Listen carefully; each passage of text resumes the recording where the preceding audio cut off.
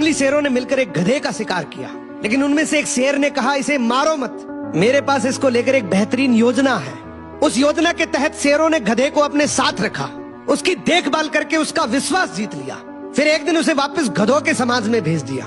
पर इस बार वो गधा एक गधे की तरह नहीं, बल्कि वो एक शेर के समान गधों का राजा बनकर वापस आया था, जिसके पीछे सभी शेरों का साथ था।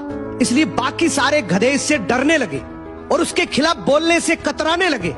अब शेर जब जब उस गधों के झुंड को देखने आते, ये गधा अपने ही समुदाय के गधे को शेरों को खाने के लिए दे देता। ये गधा गधों के बीच तो एक शेर जितना ताकतवर बन गया था, लेकिन शेरों के बीच वो अब भी एक गधा ही था।